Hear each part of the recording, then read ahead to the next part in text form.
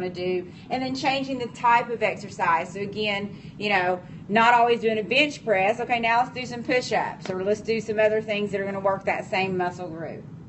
So progressive overload is the basis for long-term training adaptation. So you have to keep overloading the body and to create that desired training effect. Now, so we've gone through the first, what is it? Pros, P, R, O, and then S. So what was P? Progression. R? Regularity. O? And then S? Specificity. Okay? Specificity. Specificity. Now I can't even say it. All right, so this is referred to as the SEB principle. So specific adaptations to impose demands.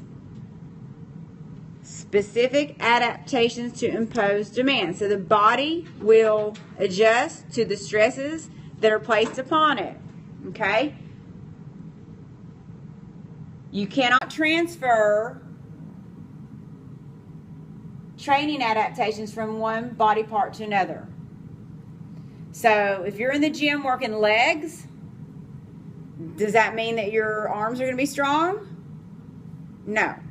Okay? If you are working legs, does that mean your core is going to be strong? Hopefully you're activating the core, right? I mean, hopefully you're using the core, but you're not specifically training the core. So we have to train, guys, all body parts. You want your programs to be balanced. So how many different parts of the body are you allowed to work in like one session? Okay, that's a great question. How many body parts are you able to work in one session? So basically, in a session, okay, especially like with your new client, and we're talking about a total body workout, you're going to have, in about an hour time frame, you're going to be able to do about eight body parts, okay, all the major muscle groups, 8 to 10 exercises, about 2 sets, okay? So we want to work their legs, okay, compound, like squats or leg press first. Then we can work their thighs, the quadricep, hamstrings, calves, glute, core, pectoralis, back muscles, including the lats and the traps and all that, shoulders, the deltoids, tricep, bicep. So that was probably at least 10 because I added on like the calf. But anyway, you know, you want to think, let's work the major muscle groups first, and then we're going to work the smaller muscle groups.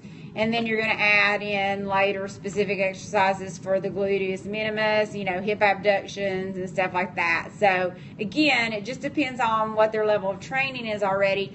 The more you want to focus on, like, one muscle group, like, or one part of the body, like lower, then you may be like, okay, we're just doing lower body today. So we're going to be working, you know, a bunch of compound exercises, squats and lunges, and then we're going to do some leg curls, working the hamstrings, and we're going to do some stuff working the fronts of the thigh, the quads, and we're going to work the calves, we're going to work the inner thigh, we're going to work the outer thigh, we're going to do some, you know, and then they're going to be like not able to walk tomorrow. No, I'm kidding. But you can do more. It just depends on how you're breaking up the routine. But for your apparently healthy person who's somewhat new to exercise, or just trying to get those 2 days a week in, you want to make sure of resistance training. You want to make sure you're working all the major muscle groups in one session. It's going to be about eight muscle groups or 8 exercises or so, and doing 2 sets of each of those. And that's about what you'll have time for.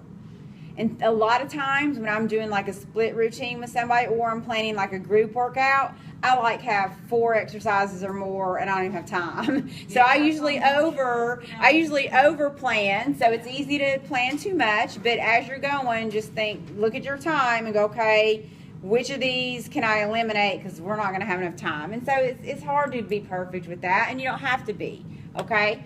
So that's part of the whole thing, and with learning, and it comes with experience and practice. You'll learn more and be able to gauge time better. So next, let's look at page 260.